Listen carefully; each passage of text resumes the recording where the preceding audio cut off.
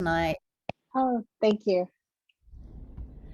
So I just want to welcome everybody back for the second part of our discussion about inequalities and inequities in the collaborative field. And I know we have some wonderful guests today. And what I'd like to do, instead of introducing you and kind of reading through the bios, I would love to start this conversation out by each one of you just telling a little bit about your experiences as a collaborative pianist. And you can be really specific or just more general. And in that, I think it's important that we all have our own personal, experiences of how we have come into being collaborative pianists and what that means as far as the jobs that we have, the market that's out there, how we have kind of traversed some of these things that are difficult for each one of us in different stages and different steps. And then we can just jump off of some of the conversation about what that has been for each one of us, and explore some of these topics. So, Liz, I'll hand it off to you. Hi, my name is Elizabeth Hill. I am a pianist, collaborative pianist in the DC area. I live in Silver Spring, Maryland, and I primarily play with two small ensembles, one duo, clarinet and piano called Meraki, and we focus on promoting compassion for other cultures through music. So we program a lot of folk-based and folk-inspired music, both old and new. And the other ensemble that I primarily play with is Balance Campaign, which is a sextet Puro ensemble plus percussion. And our mission is to promote underrepresented voices in music. So we do a lot of commissioning and performing BIPOC composers, LGBTQ plus composers. Um, and yeah, I think for my experience, um, I feel very grateful lately that I have been able to kind of come into my own in music, like find partners who are really interested in the same passions that I am in. So always like promoting underrepresented voices, being able to share other people's stories through music. It's wonderful, and I love, your work. I love who you have incorporated into what your collaborative work looks like. I'm going to delve back into that because I think we've all had experiences of trying to find those our own places and spaces and what that looks like, and that's so important for us. Anatolia, you mind jumping in and introducing a little bit about yourself? Hello, everybody. I am Anatolia Ioannidis, collaborative pianist, coach, chamber musician, and everything in between. I live in Dallas, Texas, and I, for the last couple of years, have been also full-time faculty at the Southeastern Oklahoma State University. So I commute a little bit. I have my own little studio where I teach K-12 basically, and I try to incorporate collaborative skills as well as chamber music seminars and workshops in my curriculum as a studio teacher, with the collaborations of some really really good colleagues around the Dallas Metroplex that are joining me, have joined me that in that effort, um, and that includes violinist, cellist, clarinet. I haven't had a flute yet. Maybe that will change this year. And I'm also the founder, co-founder, and pianist for Ensemble Triopolis. We call UNT our home because I'm contracted at UNT, and I work for the summer festival as a solo and collaborative pianist. But my two esteemed colleagues are also full faculty, like full professors at UNT. Clarinetist Kimberly Cole and violinist Felix Olszówka. We are active everywhere. We're touring campuses and universities usually. Not during the pandemic, obviously, but still. And we are getting ready for our second CD with new commissions and also some already existing works for our medium, as they were groomed and grown by the Verdere trio some years ago. And yes, what else do I do? Um, I collaborate a lot with artists and colleagues around in my area here, and my specialization is both vocal and instrumental, but since, and this is something we can discuss, since I never had a special, interest in becoming an opera accompanist, I accompanied that was my scholarship, fellowship actually, for a couple of years. But I was not interested in playing for opera. I focused more on art song and chamber music, everything chamber music, and also interdisciplinary and multidisciplinary collaboration, including dance, with actually pieces written for us, for my very good friend dancer and myself, and in collaboration with a wonderful composer Sun Ji Hong. So yeah, that's a little bit about me. Great. Thanks, Anatolia. Thank you. Gabby. So I guess I'm the only non-pianist in this panel. I am a flutist and in the DFW area, like Anatolia. I do a lot of Baroque music and contemporary music on flute. I have done a little bit of everything in the past few years. I concentrated on performing and teaching for a long time in my career.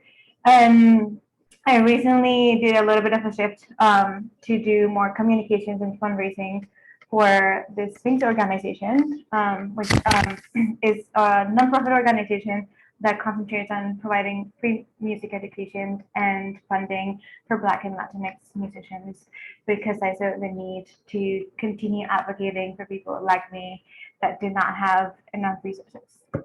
Um, as a performing artist, I think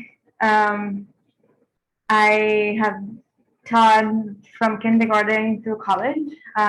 Actually, in the DFW area, I was teaching in a couple of community colleges, and I concentrated in high school students, preparing them for the big competitions around the area. And I spent a lot of time in the South Island area, where a lot of our underrepresented community concentrates, and they have the least amount of resources in terms of education and budget, etc. And I think it was the best use of my time and education, but also I think I was really trying to give back in terms of what I had received throughout my career, as I once was one of them. So it was my way to give back to the community. I love collaborating. I have funded multiple ensembles, and actually I'm here because Olana and I have an ensemble. We have been playing together for a few years now. And if you didn't have the opportunity to see our concert on Saturday, I invite you to go check it out. As a Baroque flutist, I have a harpsichord and Baroque flute chamber duo, and most of our repertoire is representing underrepresented composers. But right now we have a project that concentrates on women of the BIPOC community, and we have been commissioning pieces for Baroque flute and harpsichord. Hoping to record an album with all of the compositions next year. So far, we have 6 already commissioned and given to us. And I also was a founding member of the Ingredients Flute Quintet, and our concentration was on going into the community to perform in non-traditional venues. So that's a little bit of what I do.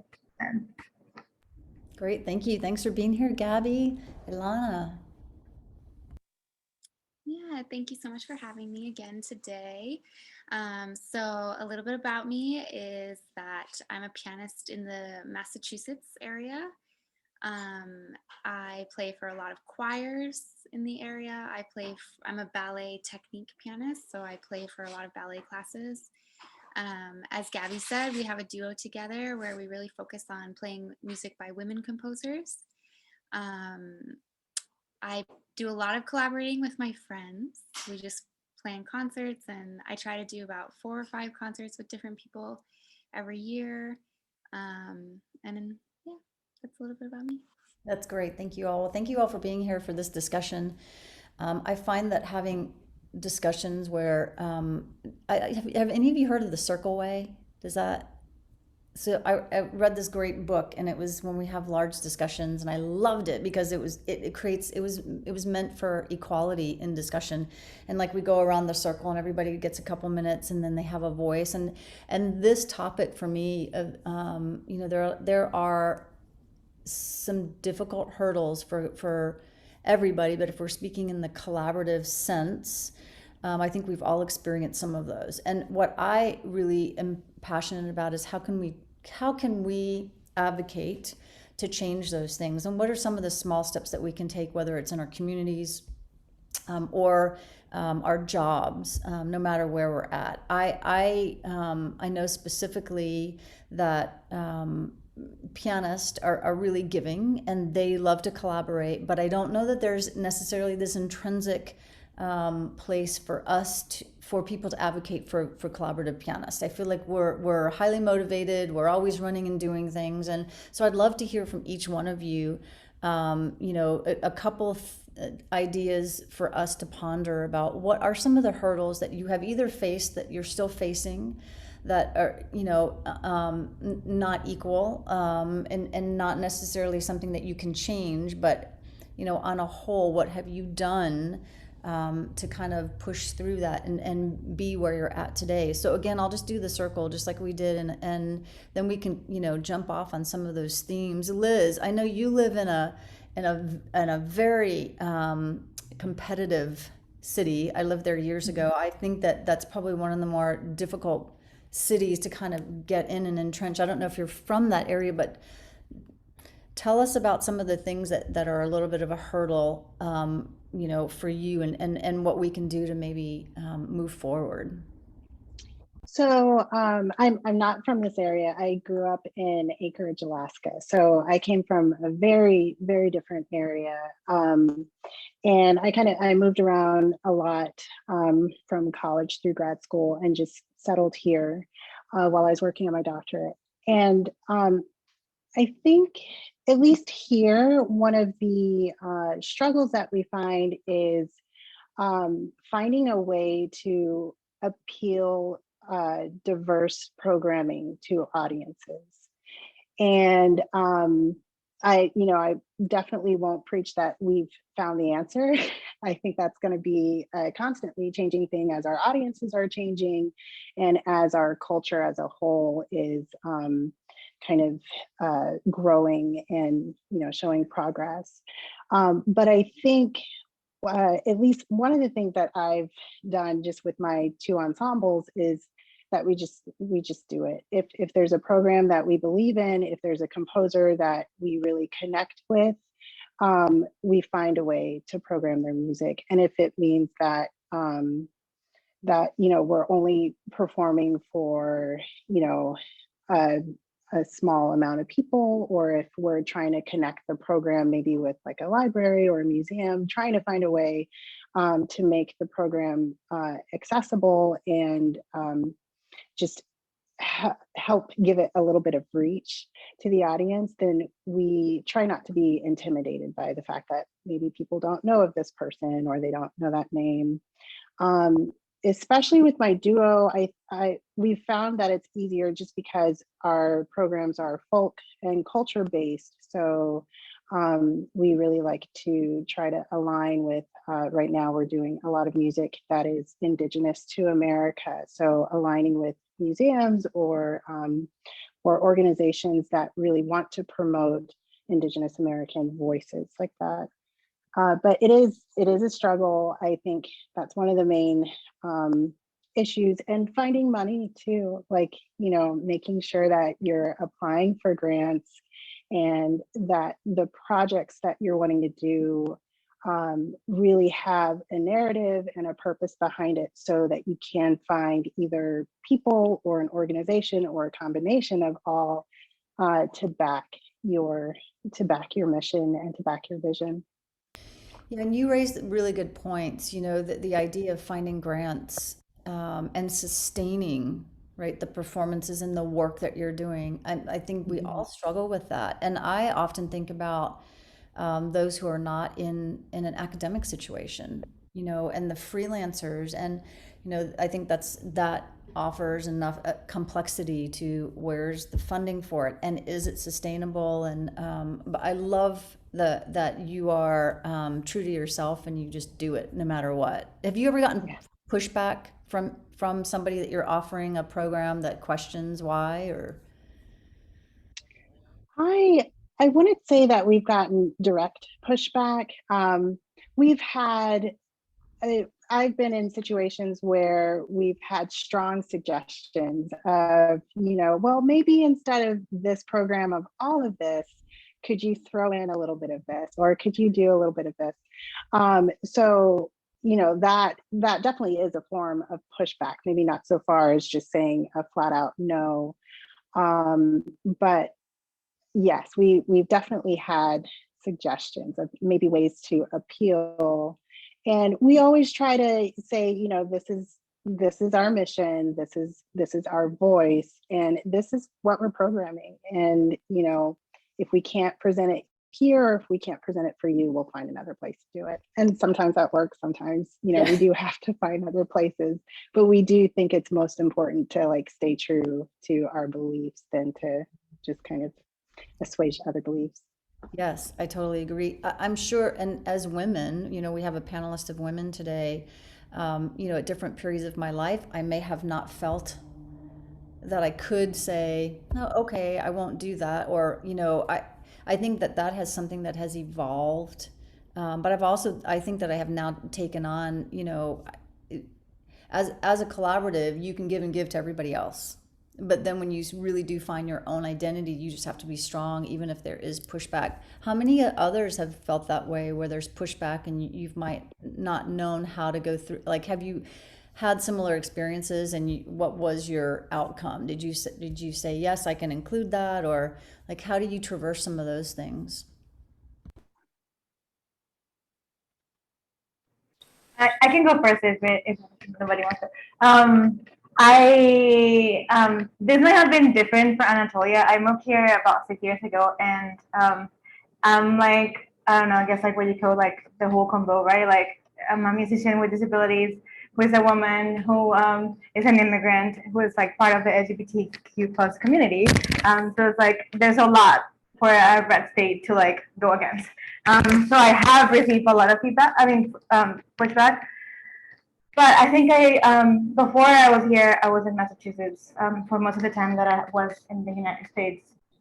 And thankfully for me, I'm a people person. So I have actually developed a great network in community, and I stay in touch with pretty much everyone I ever met. And something that has really helped me is coming to whatever I do as with a recommendation, and just like asking friends to like if I want to go into a new venue um, or into a new like chamber music series, like as whoever I know has a connection with that specific organization or anything to recommend me, or to even just connect me through email to the person who is organizing before I submit a proposal or anything. And it has, for me specifically, been really helpful, because then all the stereotyping and the prejudice doesn't necessarily always, like put a block of like what I'm bringing into the table.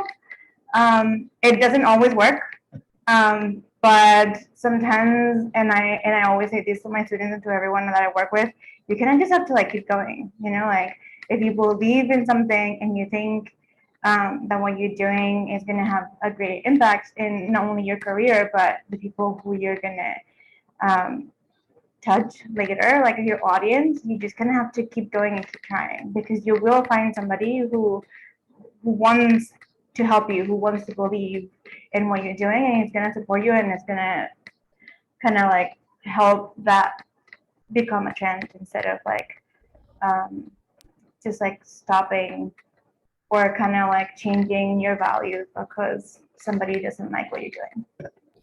I think that has grown a lot. I think that the networking and the support, you know, I have had similar experiences, and I've lived lots of different places, all over the world. And you know, there are hurdles, but I will tell you, if I reflect back, and I think about the privilege that I've had, I will also tell you that there's a flip side.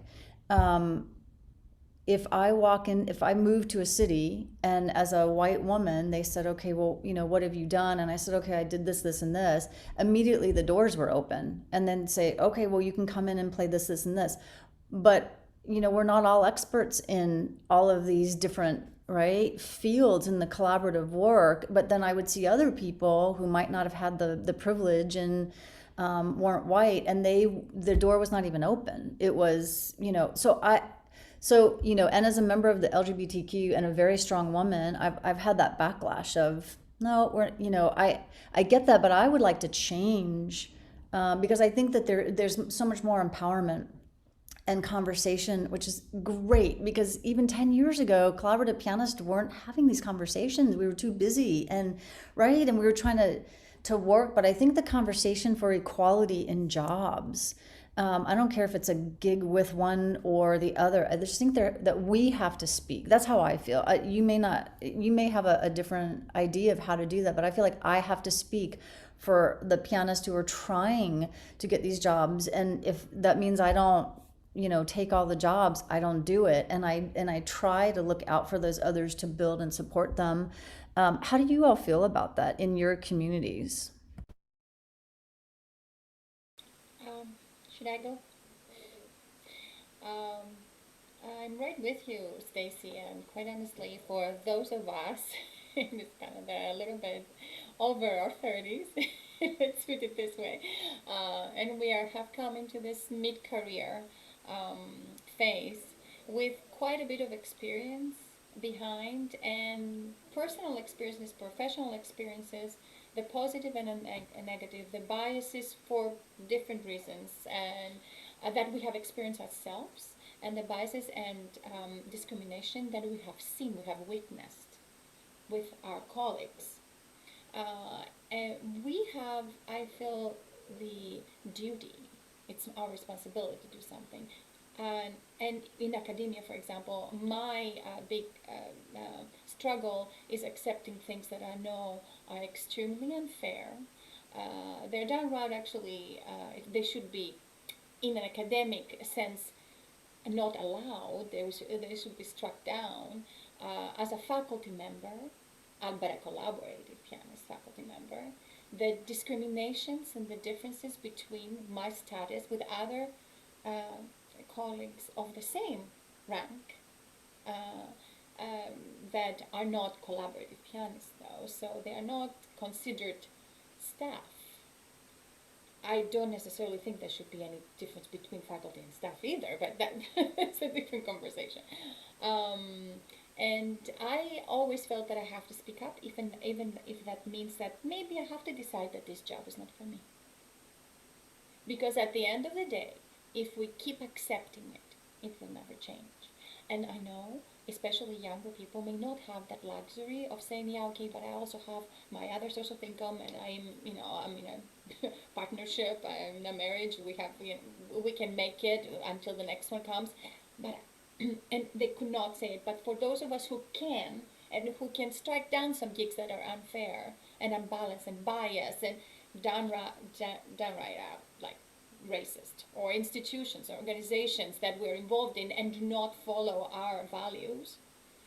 And if we have the opportunity to do it, we should be always doing something, or at least saying something about it. I've come to a point where I think, okay, I still have a path to go, but I'm sick and tired of just only waiting. Oh, wait, let's do a little bit of that. Let's do a little bit of the other. Incremental change is very important, and it's also very, it's a steady change then. It stays.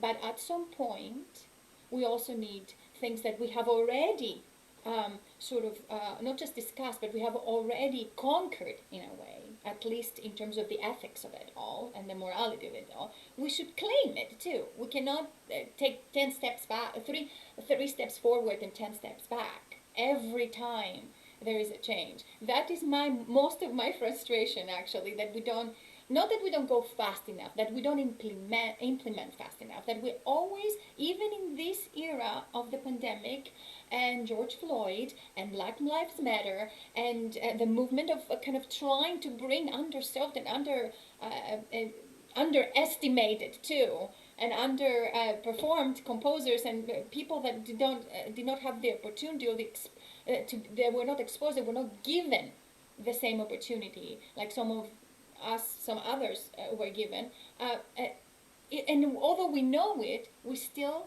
only discuss it. We discuss it more than we do something about it. And I And like that's where my problem is.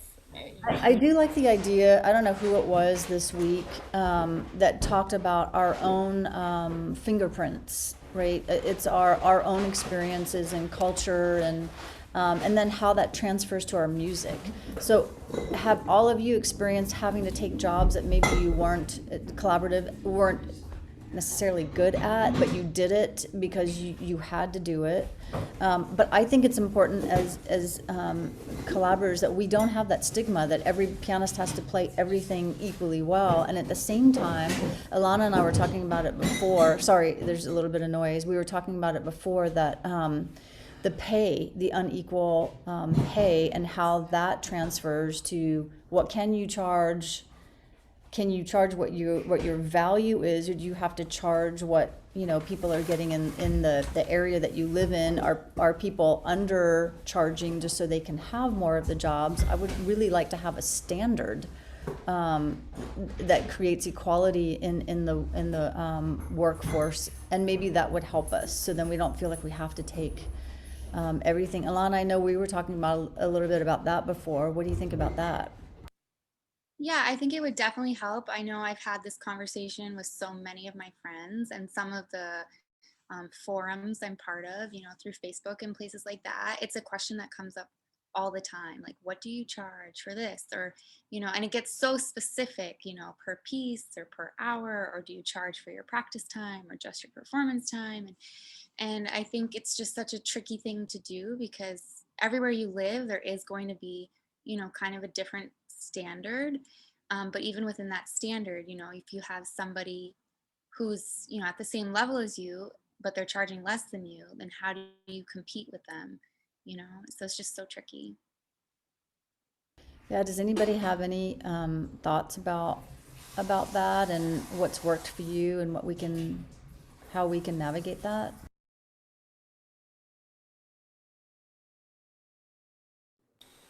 Ilana, can I ask you?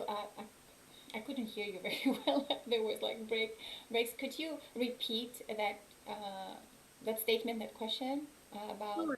Um, monetary? yeah, I was just saying how it's a question that seems to come up everywhere, between my friends and my colleagues, on some forums that I'm part of, like through Facebook or places like that. It's just something that everybody is always discussing, and how you decide to charge. Do you decide to charge a flat rate, or do you charge per piece, or do you include your practice hours? And then the other thing that seems to be difficult is that there are a lot of people who are going to charge less than you want to be charging. And so how do you deal with that issue? I can only share my experience. I freelanced for a very long time, and I freelanced both in two different metropolitan areas: Los Angeles and now Dallas. Day and night, they're very different. It's like the same with New York, for example. You have like stellar pianists working for peanuts. Seriously though, like to an extent where you think it was like, oh my God, this is just shameful that somebody would accept also compensating, or rather not compensating, sort of demeaning uh, another a professional's work, a professional that they requested the services of, right? And while Dallas, for example, Los Angeles was like that because it's extremely competitive and very expensive. The city is expensive. However, I learned there. It was a very good lesson because I learned um, to kind of counteract sort of that bargaining tool that some people think they have. Oh, how about, you get, I would hear, because I was also fresh out of school, right? I would hear, oh, come and play for that wedding. And I mean, you will have dinner and you can stay like I cared to be at the wedding or something. Stay with and have fun with others. There's I don't know $100 something for playing for 2 hours or three, entertaining, and you get exposure. And I was like, what are you talking about? What exposure is that for me? Like it's not. And I actually started because I'm like exposure is if you would have offered me to play in Carnegie Hall or a big Disney hall or a big recital hall. It is a respected recital hall where I would have maybe for my first time accepted that I would play with no honorarium because it is a wonderful opportunity to play there. But exposure to play to a wedding where people chit chat around me and put their drinks on my piano is not an exposure. It's not, and they really meant it. They really. But then I decided that I was going to. Go step by step like with people. I'm like, okay, that's what I charge and why I charge it. In my coaching, like as I got more experience, of course, I also had more confidence to do that, right? And in Dallas, well, pay is good, right, Gabby? I mean, I have to say that it is competitive, but there's a lot of work.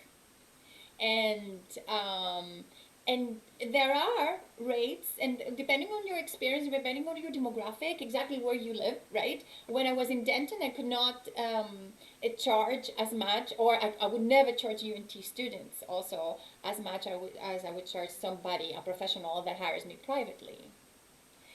I try to incorporate my little bit, the practice hours are not really incorporated. Nobody can pay us for all these practice hours. The payment would be like a million every time we play. But a little bit of that is definitely there.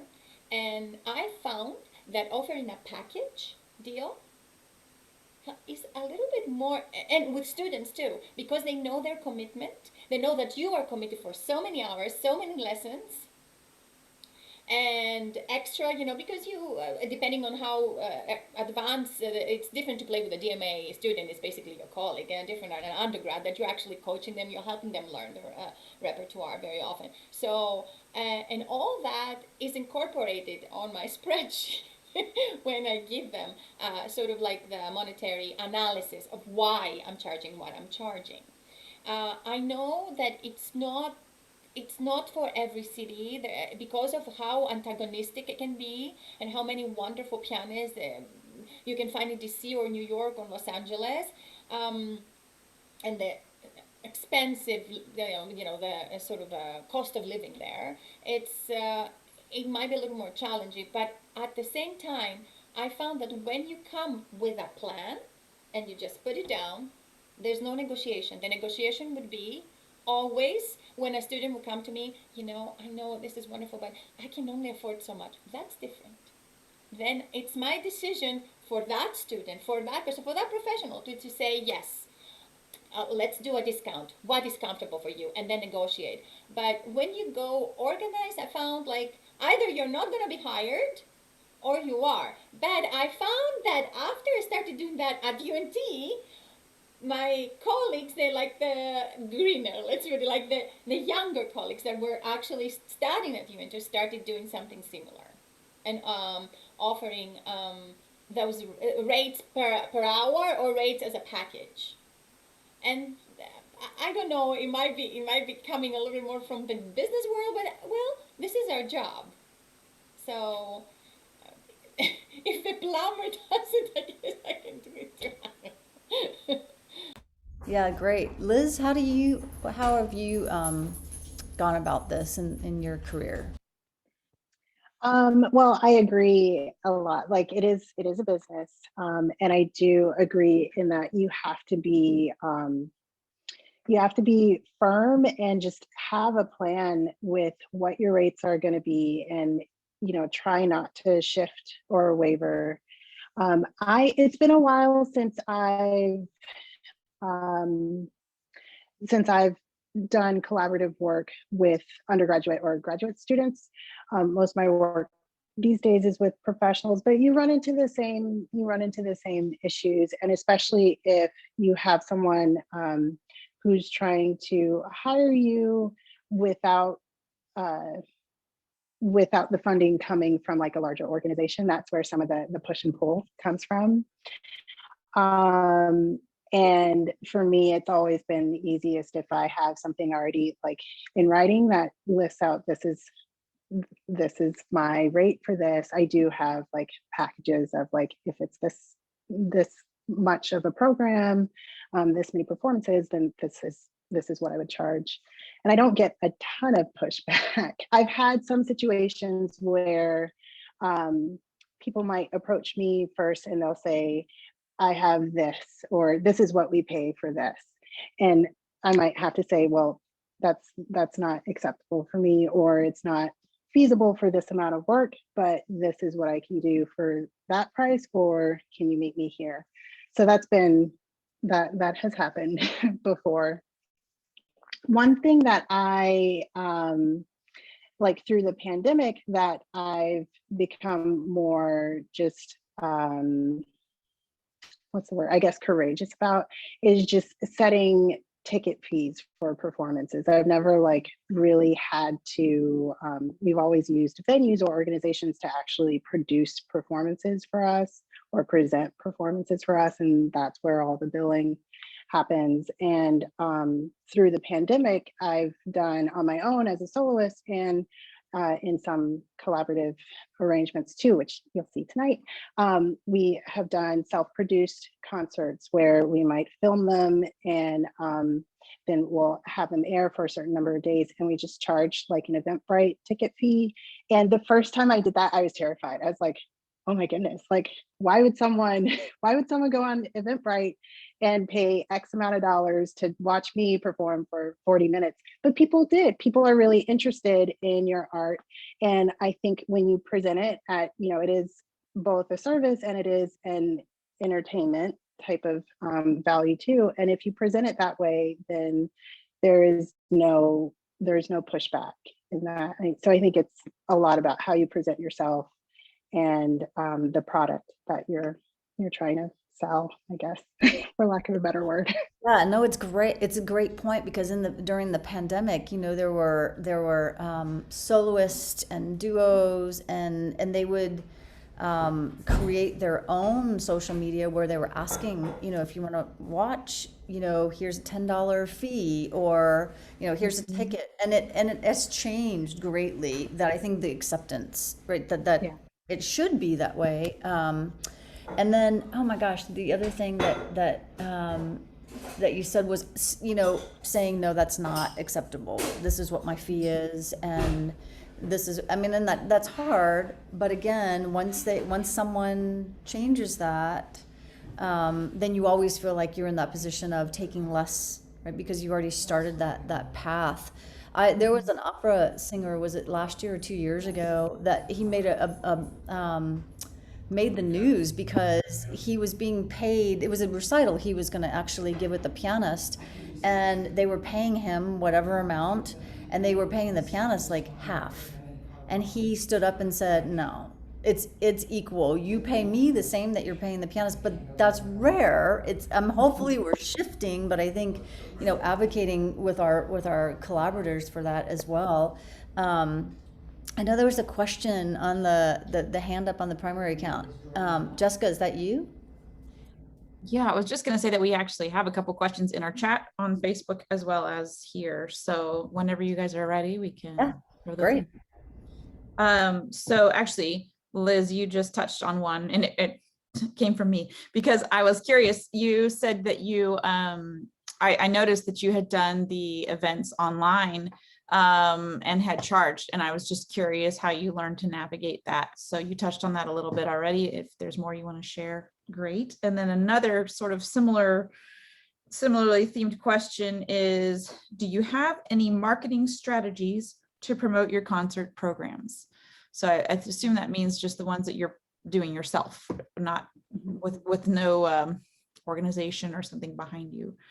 And then we can start there. And then there's a couple things here in the chat, which you can read too, Stacy, if you want.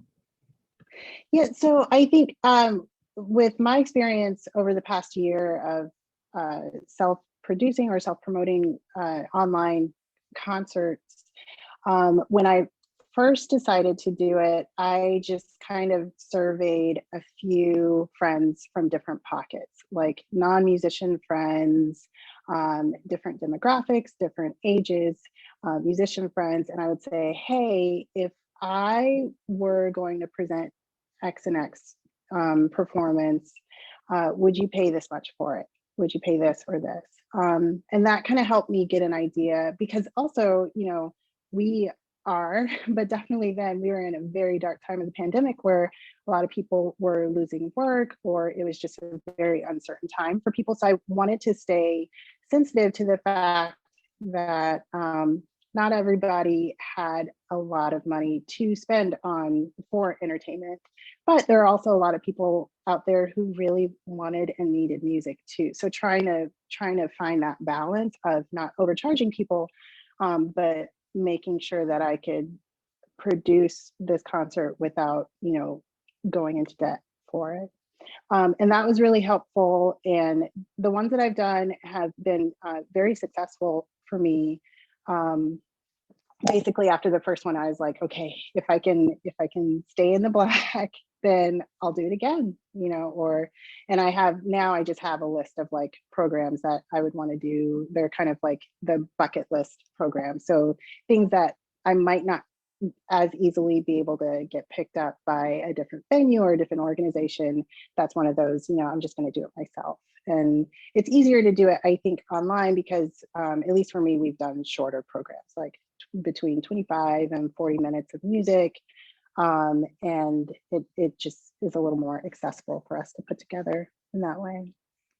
In terms of marketing, I have an email list of people who from concerts have signed up to join, or who just go through my website and join. So that's usually my first batch of audience that I reach out to, and then all of the various social media avenues. Anybody else want to add into that? I'll just say one thing about the marketing too is I know for me, a lot of the concerts I've done around here have not necessarily been from an organization originally. You know, it's kind of a thing like I send them a cold email with, this is my program. And I think it's helpful to have something that's meaningful and that has like a theme, and really have a reason for sharing it. And then they're more, you know, open to working with you or hiring you to play.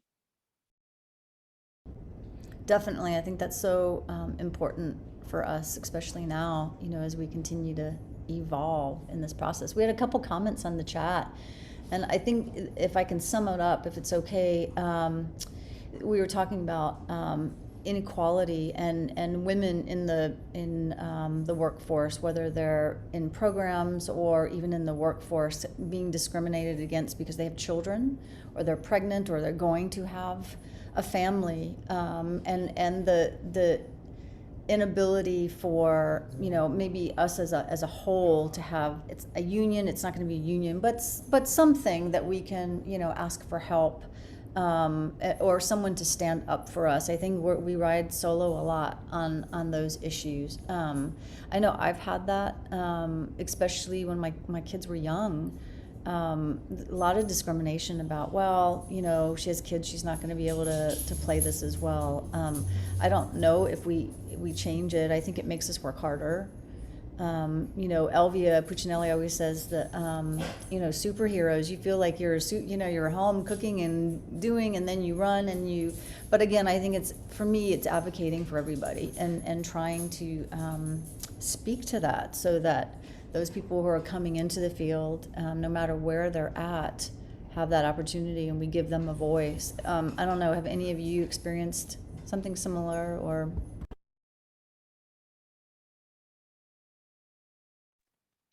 I'll speak up again. I have a 4-year-old son who's amazing. And yes, that was actually a huge fear of mine, was losing work, or just, partly because pregnancy is such a visible thing. And then people automatically start making assumptions. Well, okay, you're probably not ever gonna play again because you have a child, like things like that.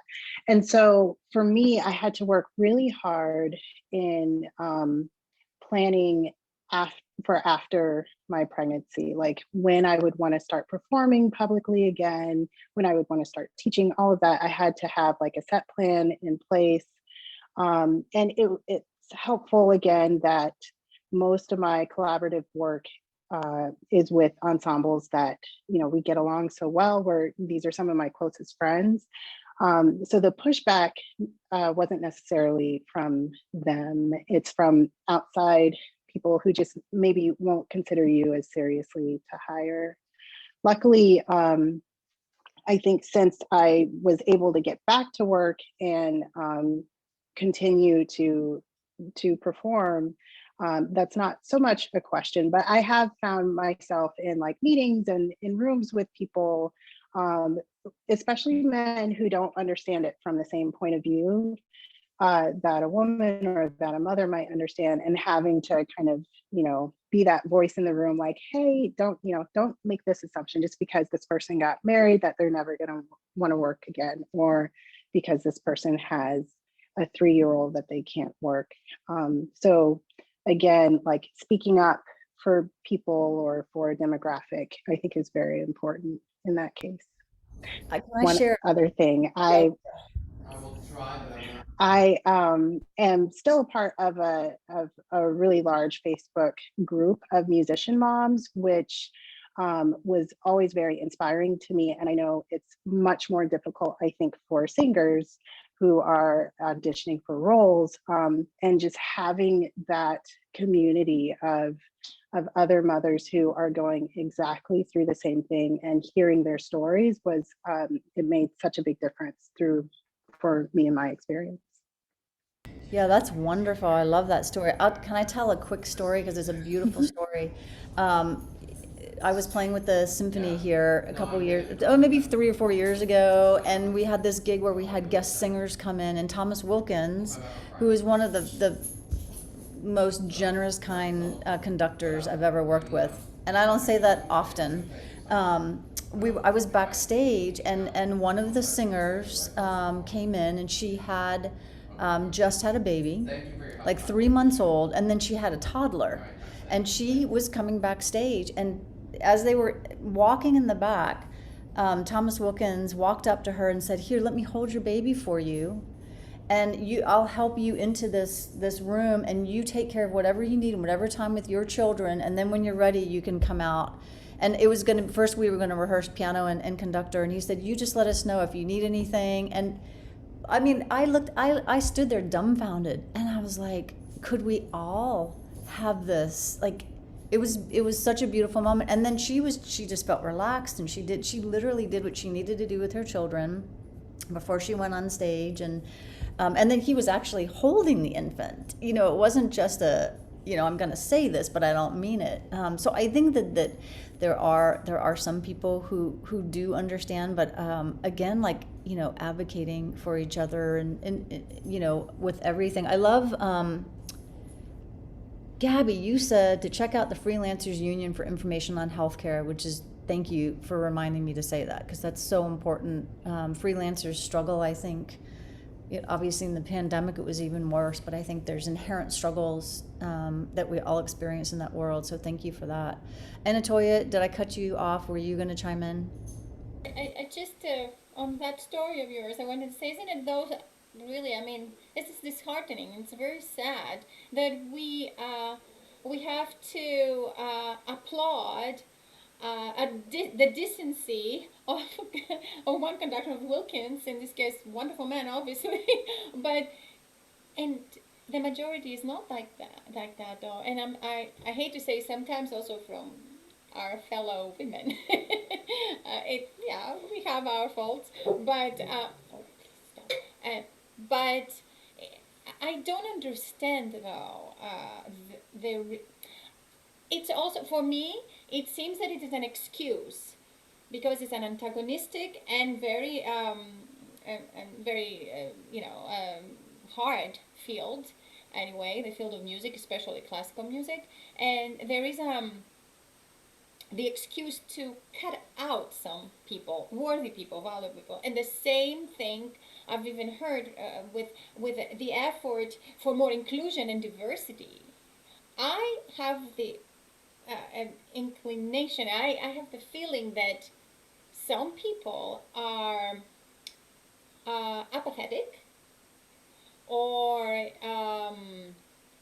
unwilling to join, to help, to assist, to be part of that change, not because of ignorance, but because they feel that it doesn't serve their interest.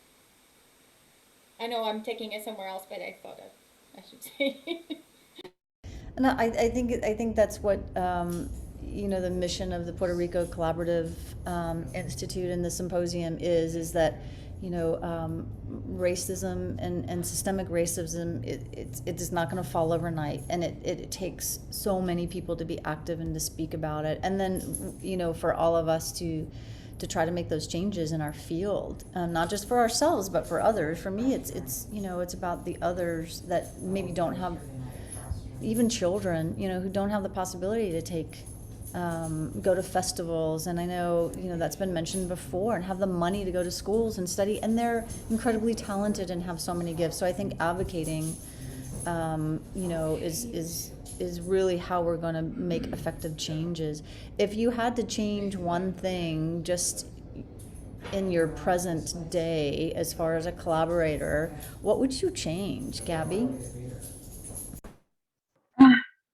One thing that's that's a hard question. So I think there's a lot that I would change, but I think I'm just gonna just follow up on what you guys were doing, talking about, just because I mean I don't have children, and but I think for me I experienced it when people actually find out that I'm a disabled musician, because if you look at me you would never know, but once you find out, it's that the pettiness, and people start looking at you differently, or don't expect you to treat you to or how did you get here, how do you have the CV that you have, because it, it's assuming that you're not capable of doing something because of that stereotyping.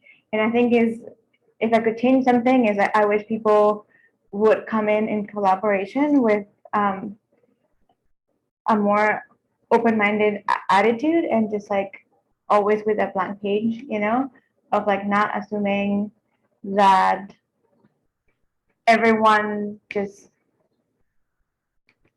is something because of this category that they are boxed in. Yeah, that's great. Anatolia, what would you change? Where wouldn't I? Are you referring to the collaborative field or the field of music in general? I, I was saying collaborative, but you. No. Um, I think we are very far behind in terms of diversity, equity, and inclusion. In our organization, the International Cuban Collaborative Art Society, I've been struggling to gather information and list of pianists of color that would be interested to join the association. Not out there, and I know so many of them now. And I'm very, very actively looking into those talents, and then thankfully through the internet, their performances and the ways that they present. These colleagues of ours are already kind of visible and wonderful, and the same goes for freelancers. They are hesitating to join the association. It's almost like, oh, I feel that there is a lot of mistrust, a lot of kind of burnout as well, and also questioning the intentions of um, people who do not belong in that specific demographic, trying to reach out. But I think it's also, I'm an immigrant and I'm kind of mixed background, but um, I feel that we also, there is a lot of work to be done uh, for the more privileged, the more dominant culture in classical music and collaborative piano as well, as part of it, to create that pipeline, to create that pathway, to create that, to open that communication, and instill trust.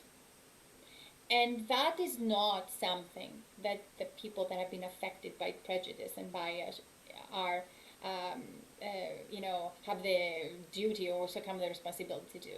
That is on the rest of us. I don't. Anyango, in our previous conversation on Sunday, says, "Well, I'm not responsible to make you a decent person, to make another person like all of a sudden behave with decency and civility and open their minds. I can present what I have, but it's not my responsibility to turn you into a decent person, to convince you of anything."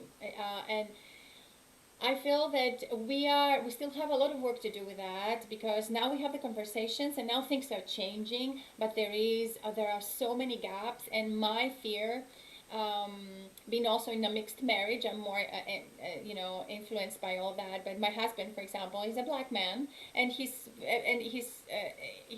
sometimes feeling, oh, this is another little spike of things, and not talking. I'm afraid that it's going to deflate, and we're not going to continue, because we keep having conversations and committees, especially in academic environments, that go nowhere.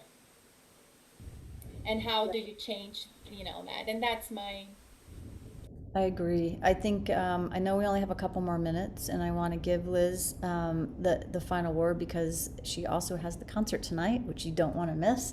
And I love the idea of choosing those that you work with and play with, and that's what one of the things that Liz said was she's made the choices to work with these people in the ensembles. That's giving her, the place that she has chosen to be in and to effectively share in this music. That's the ultimate, is that we want to have those choices to be able to share the music we love and find those niches that we can be that musician. So on that last note, Liz, I'll let you comment on anything you want, and then I want you to, again, I'm looking forward to tonight. I'm so excited to hear. I'm so glad that you would join us today, but take it away. Thank you.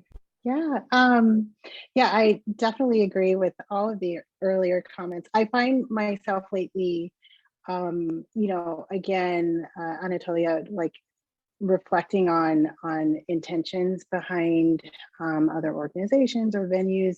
I find myself questioning, the idea of tokenism too. Like, are you hiring me? Or I find myself actually like just reminding people, like, thank you for this offer. Yes or no, I will accept, just depends on whatever. But having to remind people, like, I perform in all of the months of the year. You do not have to seek me out only in February or only in March, or, and I have said that to people, and always in a nice way. But I think it's part of our duty to, again, speak up for ourselves. And since we do have this experience, just letting people know what it is like from our point of view. But to kind of cap that out, I hope you'll tune in tonight. I will be presenting a concert with Sandy Choi, violinist. She and I performed together in Balance Campaign. And it happens to be a program, about a 30-minute program of music by all women composers, not presented in March, but we aired it like in May. And honestly, we came together with this program because we were trying to find music that was written during times where the world seemed to need music. There's music that was written leading up to World War II, music written during the kind of Great Migration area, and then a piece that was written right at the start of the pandemic. And it just happened that these really beautiful and meaningful and very emotional works happened to be written by pretty amazing women composers. So as Sandy and I were putting together the program, it just happened to be one of those things where this is really spectacular music, and just kind of the cream of the crop. Like, these are all women composers too, and we really just loved that idea and the pairing of the program. And I hope that some of you can join us tonight. We'll both be tuning in afterwards for Q&A. So if you have questions about the works, we would love to discuss more with you. I'm so happy thank you so much for that. And for everybody, I also want to point out, because I know that it's not as easy, but thank you for your honesty and your genuineness. We live in a place that you have to be vulnerable and open to do that. I'm so happy to work with the people on the Puerto Rico Collaborative Piano Institute, because I feel like, it is such a strength to be around those who, again, can be a part of this mission genuinely, honestly, and try to learn and grow. And I'm thankful for all of you for your insight, and I hope that next year that you'll continue to want to be a part of the Collaborative Institute as we grow this year out of the pandemic and see where that leads us. Please join Elizabeth and Sandy tonight for the concert. You can find it on the Facebook Live. And the discussion will be great. I'm sorry I have to miss that, Liz, but I will look forward to many more discussions with you. You've just been a joy. Thank you. And thank you all for being here. It wouldn't have been the same without you. I hope you have a great day, and I'll see you tonight.